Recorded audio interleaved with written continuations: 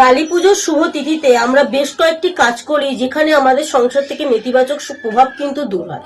এছাড়া এমন কয়েকটি কাজের মাধ্যমে আমাদের সংসারে কিন্তু শুভ দিকের প্রভাব বৃদ্ধি পায়।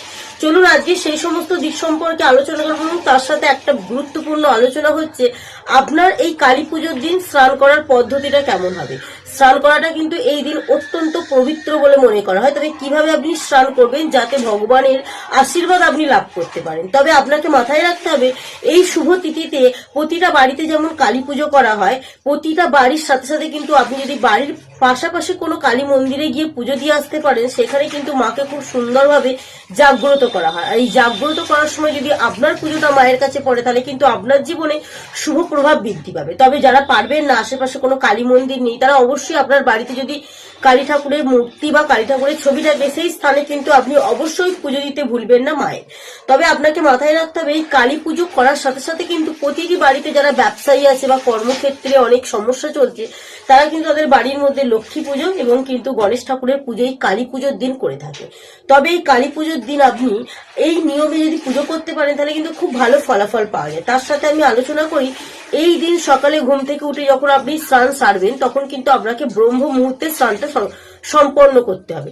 ব্রহ্ম মুহূর্তে স্নান যখন করবেন অবশ্যই আপনি এক সপ্তাহ ধরে এই কাজটি করতে থাকবেন। কি করবেন, আপনি যখন স্নান করবেন তখন অবশ্যই আপনার স্নানের জলে 1 চিমটে সন্ধব লবণ এবং কিছুটা পরিমাণ কালো তিল দিয়ে স্নান করবেন। পরপর যদি একটা সপ্তাহে কাজটি করতে পারেন খুব ভালো প্রভাব কিন্তু আপনার উপর পড়বে। এছাড়াও স্নান করার পর যদি আপনি শরীরে কিছুটা পরিমাণ গঙ্গা জল ছিটিয়ে দিতে পারেন তাহলেও কিন্তু খুব ভালো প্রভাব পাওয়া যায়। কারণ এই দিন যদি গঙ্গা স্নান করা যায় অত্যন্ত শুভ বলে মনে করা হয়, কিন্তু গঙ্গা স্নান করা সবার পক্ষে সম্ভব না। সেই কারণে আপনি স্নানের জলে কিছুটা পরিমাণ সন্ধব লবণ এবং কালো তেল দিয়ে স্নান সেরে অবশ্যই আপনার শরীরের মধ্যে গঙ্গা জল ছিটিয়ে দেবেন এবং আপনার পুরো বাড়িটাই যদি কিছুটা পরিমাণ গঙ্গা জল দিয়ে দিতে পারেন তাহলে কিন্তু খুব ভালো প্রভাব পাওয়া যায়। এছাড়াও এই দিন যদি আপনি লবণ দিয়ে এই টোটকাটি করতে পারেন খুব ভালো কিন্তু প্রভাব আপনার জীবনে আসে। কারণ আমাদের সংসারের মধ্যে নেতিবাচক প্রভাব কিন্তু বিস্তার করে। এই নেতিবাচক প্রভাব যদি আপনি কাটাতে চান অবশ্যই এই কালী পুজোর দিন রাতে বা সন্ধ্যাবেলা আপনি কি করবেন, একটা কাচের বাটি নেবেন। কাচের বাটিটা খোলা অবস্থাতেও থাকতে পারে এবং ঢাকা অবস্থাতেও থাকতে পারে। অবশ্যই কিন্তু আপনি সেই কাচের বাটি নেবেন, তাতে সন্ধব লবণ নেবেন এবং কিছুটা পরিমাণ লবঙ্গ, পরিমাণটা আপনার 7টা দিলে খুব ভালো হয়। 7টা লবঙ্গ দেবেন যেন ফুল থাকে। সেই লবঙ্গ অবস্থা দেয়া বাটিটা এবং লবণ দেয়া বাটিটা, লবঙ্গ এবং লবণ দেওয়া বাটিটা আপনি আপনার ঘরের যে কোনো একটি কোণে কিন্তু রেখে দেবেন যেন কারো নজর না পড়ে। 1 সপ্তাহ পর কিন্তু সেই লবণের বাটিটা আপনি পরিবর্তন করবেন, অর্থাৎ বাটিটা আগে রেখে সেই লবণটা যে কোনো প্রবাহমান জলের মধ্যে ফেলে দেবেন, লবঙ্গ এবং লবণটা।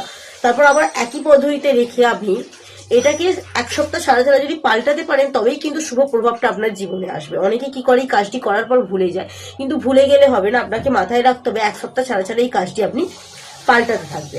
এছাড়াও আপনি যদি কালী মন্দিরে পুজো দিতে যান, কারণ এই কালী পুজোর দিন কালী মাকে জাগ্রত করা হয়, তিনি অবশ্যই লাল চন্দন এবং লাল জবা ফুল দিয়ে মায়ের পুজো দিয়ে আসতে পারেন যে কোনো মন্দিরে। পুজোর মধ্যে আপনি যা কিছু দেন না কেন অবশ্যই লাল জবা ফুল এবং লাল চন্দন দিতে ভুলবেন না, কারণ এই দুটো জিনিস কিন্তু কালী মার খুব পছন্দের জিনিস। তাই এই কালী পুজোর রাত্রিরে আপনি যখন কালী মায়ের পুজো দেবেন এই দুটো পুজোর জিনিস দিতে কিন্তু ভুলবেন না, তাহলে কিন্তু আপনার জীবনে খুব ভালো প্রভাব আপনি পাবেন।